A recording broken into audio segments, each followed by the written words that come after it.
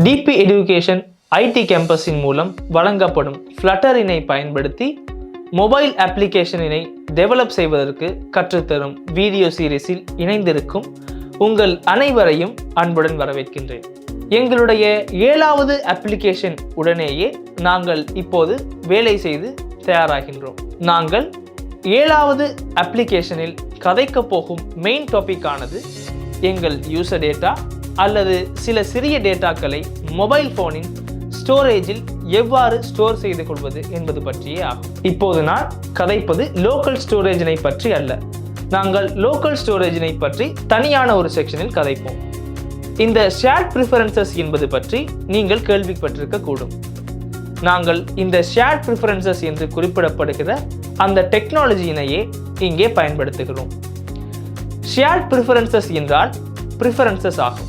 அதாவது யூசரானது பெரிய டேட்டா அல்ல, இதில் ப்ரிஃபரன்சஸ் ஆனது யூசர் ப்ரிஃபரன்சஸ் ஆகும். சில நேரங்களில் இந்த ப்ரிஃபரன்சஸ் என்று சொல்லப்படுகின்ற வகையினும் இவை அடங்குகின்றன. நாங்கள் எங்களுடைய ஃபோனிற்கு அல்லது எங்கள் மொபைல் அப்ளிகேஷனிற்கு இம்ப்ளிமெண்ட் செய்து இருக்கின்றோம் என்று யோசித்துக் கொள்ளுங்கள். டார்க் மோட் மற்றும் லைட் மோட் இடையில் டொகுல் ஆகலாம். உங்கள் டிஃபால்ட் இருப்பது லைட் மோடில் என இப்போது யோசித்துக் கொள்ளுங்கள்.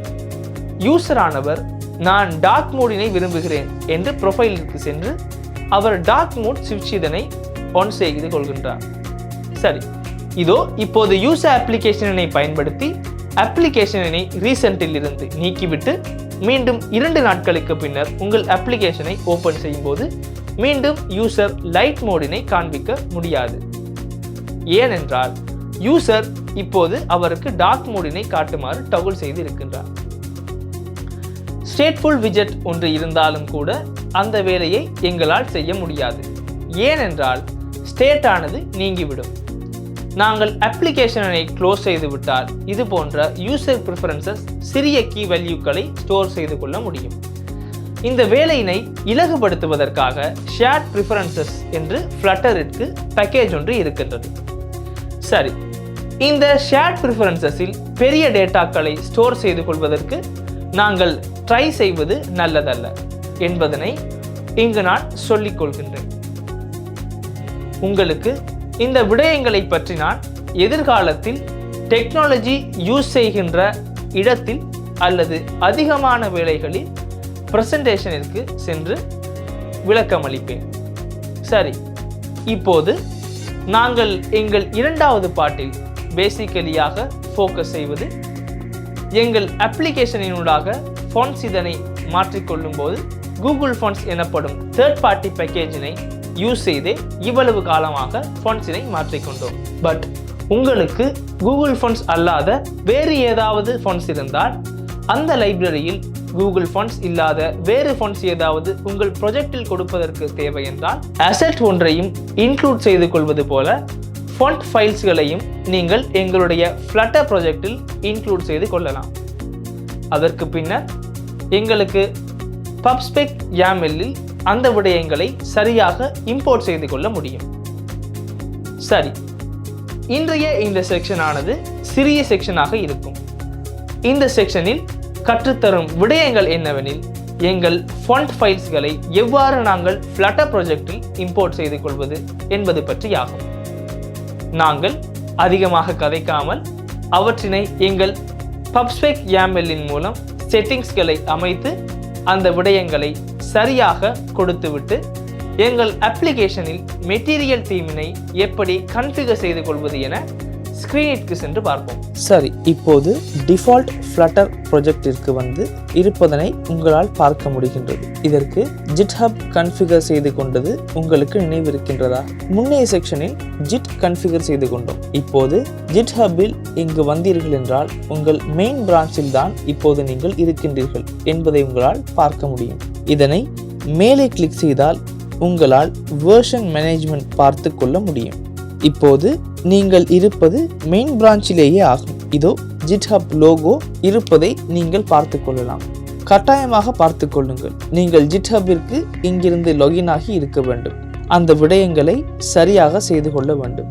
அந்த விடயங்களை எப்படி சரியாக செய்து கொள்வது என நான் முன்னைய செக்ஷனில் சொல்லி தந்திருந்தேன். சரி, இப்போது நான் கற்றுத்தரப்போவது இதோ இருக்கும் ஃப்ளட்டர் ப்ரொஜெக்டிற்கு நாங்கள் எப்படி அசெட்ஸ்களாக எங்கள் ஃபொண்ட்களை இம்போர்ட் செய்து கொள்வது எவ்வாறு என்பதனை ஆகும். இந்த ப்ரொஜெக்டில் பயன்படுத்தும் ஃபிக்மா ஃபைலிற்கும் உங்களால் அக்சஸ் செய்து கொள்ள முடியும். இதுதான் முழுமையான ஃபிக்மா ஃபைல்.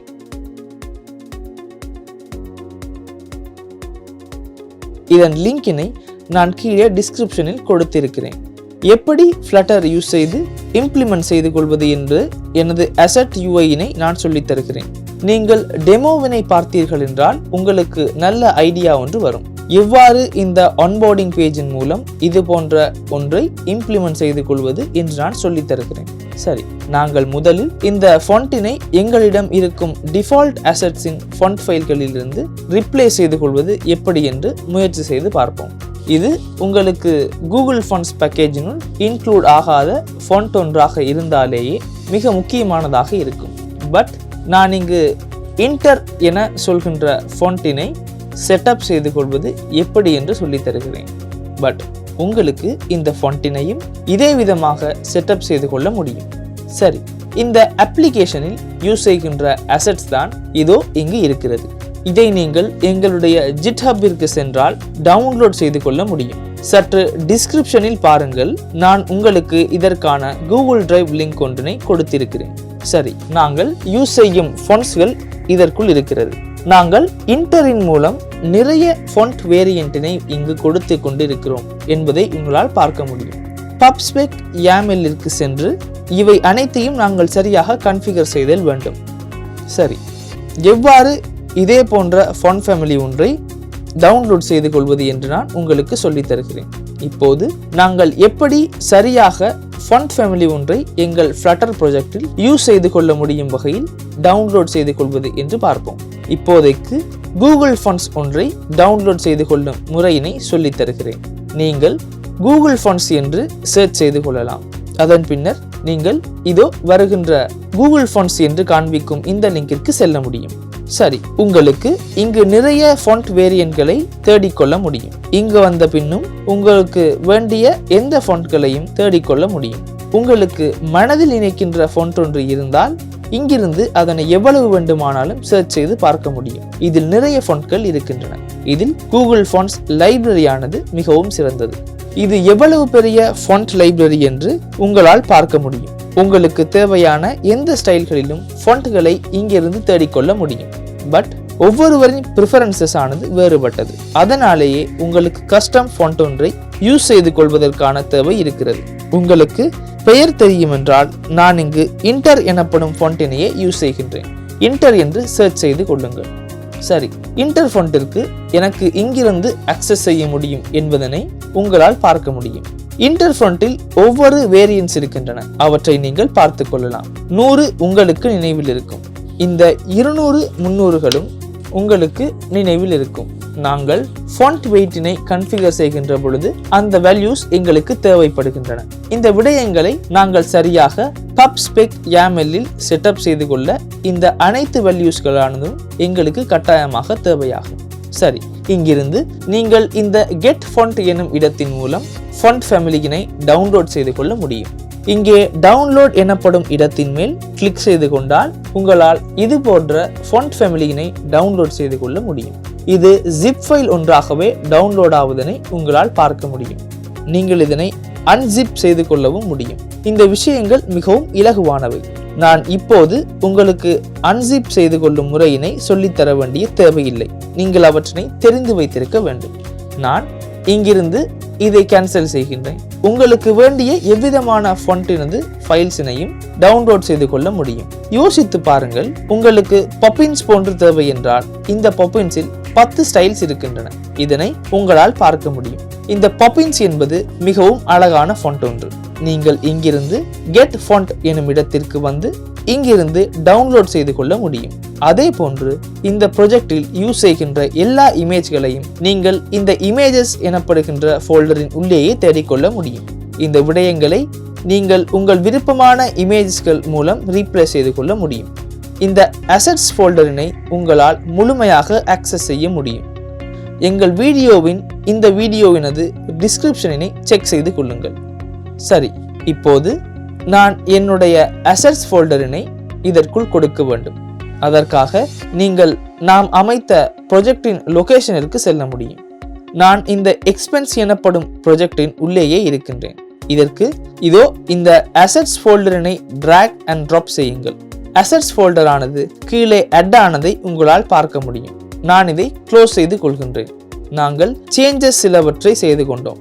இதை நாங்கள் ஸ்டேஜிங்கிற்கு அட் செய்து கொள்ளாததால் இங்கு கிரீன் கலரினால் ஷோ செய்து கொண்டோம். ஏனென்றால் நாங்கள் இப்போது ஜிட்ஹபுடன் இன்டிகிரேட் ஆகி இருக்கின்றோம். நீங்கள் பார்க்கலாம், இங்கே வெர்ஷன் சோர்ஸ் கண்ட்ரோலில் எங்களுக்கு பார்க்கலாம். இந்த விதத்திலேயே பெண்டிங் சேஞ்சஸ் 24 இருக்கின்றன. நீங்கள் இதை கிளிக் செய்து கொண்டால் காட்டுகிறது அந்த சேஞ்சஸ் 24 என்ன என்று. நாங்கள் ஆட் செய்து கொண்ட அசெட்ஸ்களும் மற்றும் எங்கள் ஃபண்ட்ஸ்களும் தான் சேஞ்ச்களாக இருக்கின்றன. சரி, இப்போது என் பப் ஸ்பெக் YAMLிற்கு நான் என் அசெட்ஸ்களை சரியாக செட்டப் செய்து கொள்ள தேவையாகும். அதற்கு நீங்கள் சற்று ஸ்க்ரோல் செய்து கொண்டு வரலாம். இங்கே ஃபண்ட்ஸ் செட்டப் செய்து இருக்கின்றோம். நான் இதன் கமெண்டை நீக்கிக் கொள்கின்றேன். நீங்கள் Ctrl+/ பிரஸ் செய்து கமெண்டை நீக்கிக் கொள்ள முடியும்.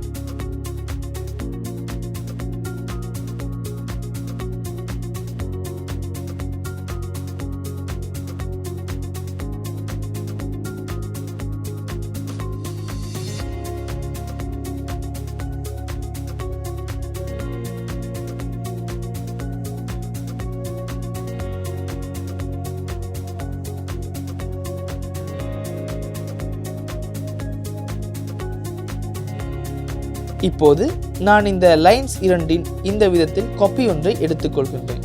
இப்போது நாங்கள் 700 அமைத்துக் கொள்வோம். 700 விதத்தில் இன்டர்போல்ட் என்று சொல்லும் ஒன்றையே எடுக்கின்றேன். வேல்யூஸ்களை நீங்கள் கண்டுபிடிக்கலாம். அது எக்ஸ் ஃபைலில் எப்படி அந்த வேல்யூக்களை அப்படி கண்டுபிடிப்பது என்று உங்களுக்கு நான் காட்டினேன்.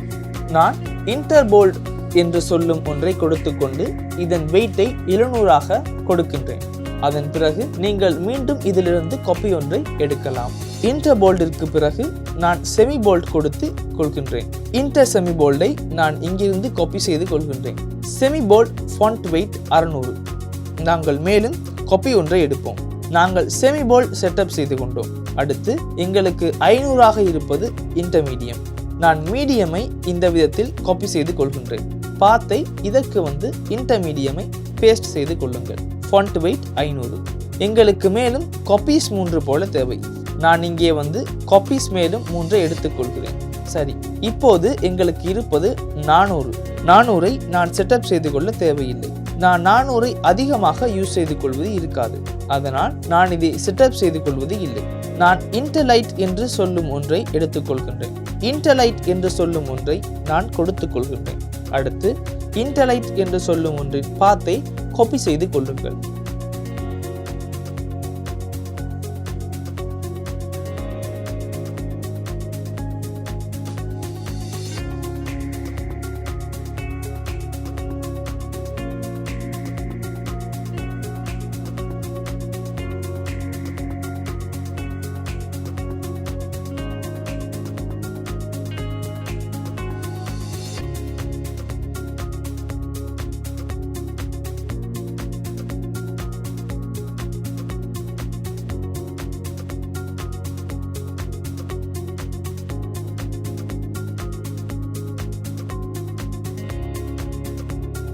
நாங்கள் 300க்கு கீழே இதன் இன்டர்லைட் என்று சொல்லும் ஒன்றை நான் 300 விதத்தில் கொடுத்துக் கொள்கிறேன்.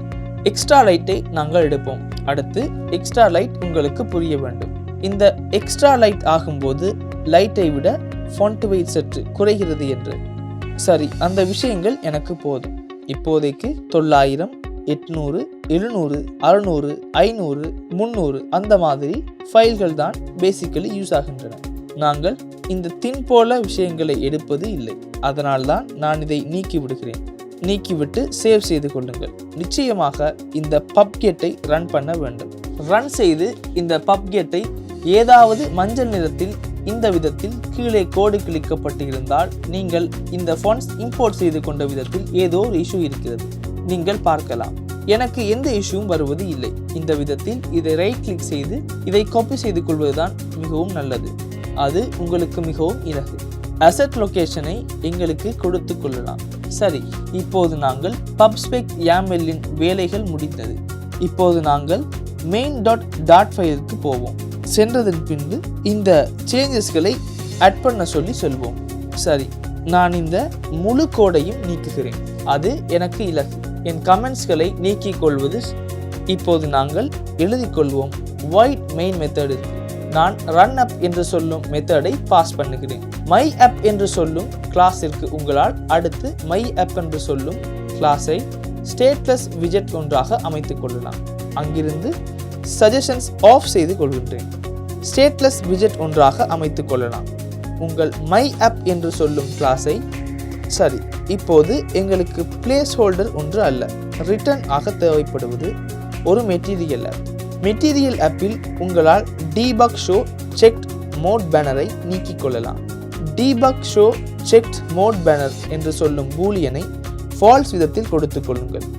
அடுத்து உங்களால் இதற்கு தீம் ஒன்றை செட்டப் பண்ண முடியும்.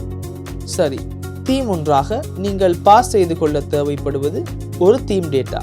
தீம் டேட்டாவில் நான் சொல்ல வேண்டும் என் ஃபாண்ட் ஃபேமிலியை இன்டர் விதத்தில் மாற்ற சொல்லி. அதற்கு முடியும் உங்களால். உங்கள் ஃபாண்ட் ஃபேமிலியை இந்த விதத்தில் சிம்பிளி இன்டர் விதத்தில், இந்த விதத்தில் கேபிட்டல் இன்டர் இருக்க வேண்டும். கேபிட்டல் இன்டர் விதத்தில் கொடுத்து கொள்ளுங்கள். கொடுத்துக்கொண்டு இதை சேவ் செய்து கொள்ளுங்கள். சரி, இங்கே இன்னும் ஸ்கேஃபோல்ட் ஒன்று இல்லாததால் இது பிளாக் கலரினால் காட்டுகிறது. நான் இங்கேயும் ஃபாண்ட்ஸ் என்று சொல்லும் ஒன்றை கொடுத்து கொள்கின்றேன். சரி, நாங்கள் இப்போது ஸ்கேஃபோல்ட் ஒன்றை கொடுத்துக்கொண்டு ஏதாவது சிலவற்றை கொடுத்து கொண்டு பார்ப்போம். நாங்கள் முதலில் இதற்கு ஒரு டைட்டிலை கொடுப்போம்.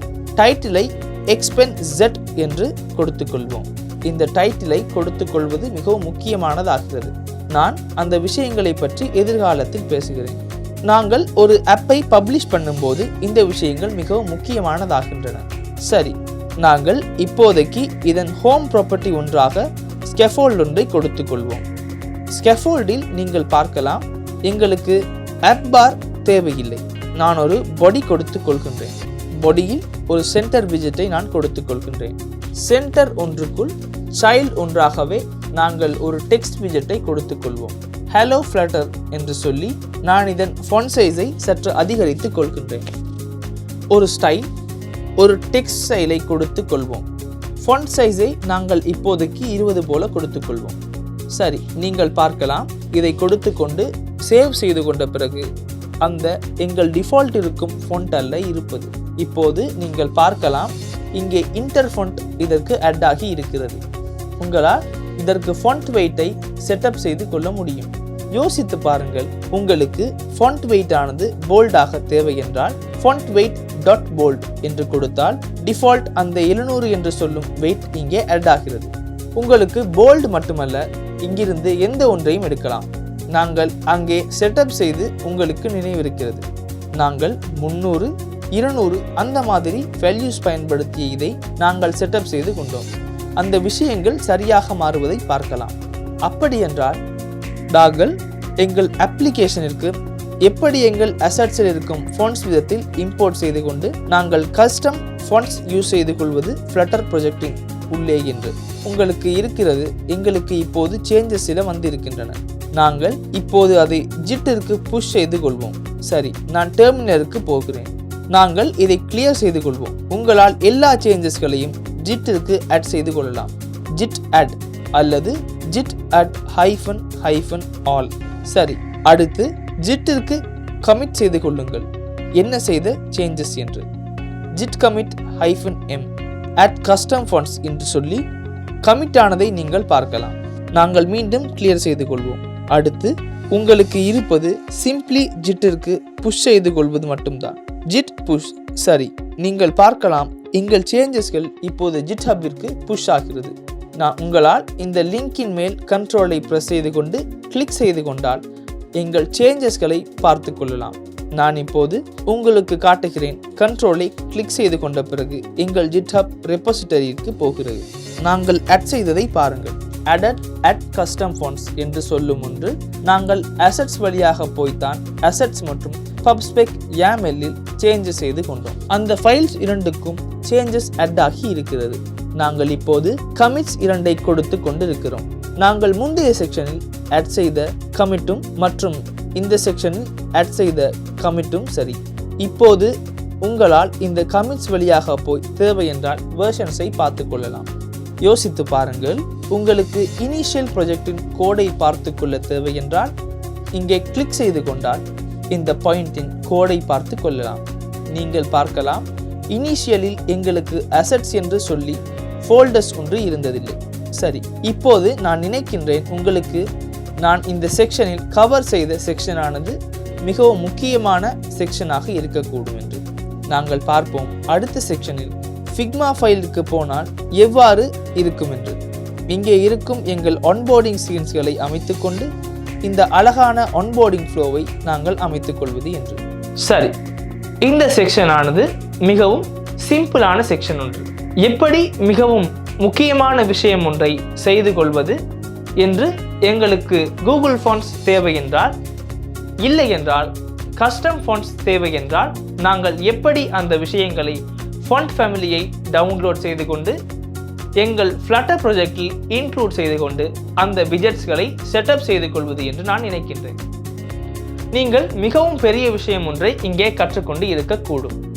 உங்களுக்கு கஸ்டம் ஃபாண்ட்ஸ் ஏதாவது தேவை என்றால் உங்களுக்கு கூகுள் ஃபாண்ட் ஒன்றாக இருக்க தேவையில்லை. எந்த ஃபாண்ட் ஃபைல் மட்டும்தான் எங்களுக்கு தேவைப்படுவது. அந்த ஃபைலை சரியாக ஃப்ளட்டர் ப்ராஜெக்டில் கொடுத்து கொண்டு அசெட் ஒன்றாக நீங்கள் அதை சரியாக pubspec YAML-இல் செட்டப் செய்து கொள்வதுதான் மிகவும் முக்கியமானதாகின்றது. நாங்கள் பார்த்தோம். இறுதியாக நாங்கள் கமிட் ஒன்றை ஆட் செய்து கொண்டு எங்கள் ஜிட்ஹப்பிற்கு இந்த செக்ஷனில் எனக்கு பேச தேவைப்பட்டது. இந்த விஷயங்கள் மட்டும்தான் இந்த முழுமையான கோடிற்கும் அதே போல இங்கு இருக்கும் ஃபிக்மா ஃபைலிற்கும் உங்களால் ஆக்சஸ் செய்ய முடியும். அந்த லிங்க்ஸ் அசெட்ஸ்களுக்கு சற்று அந்த லிங்க்ஸ்களை பாருங்கள். கீழே டிஸ்கிரிப்ஷனில் உங்களால் கண்டுபிடிக்க முடியும். சரி, அப்படியானால் நாங்கள் அடுத்த செக்ஷனில் பார்ப்போம். எங்கள் 3வது பாட்டில் எப்படி இந்த ஆன்போர்டிங் ஸ்க்ரீனை நாங்கள் சரியாக இம்ப்ளிமெண்ட் செய்து கொள்வது என்று.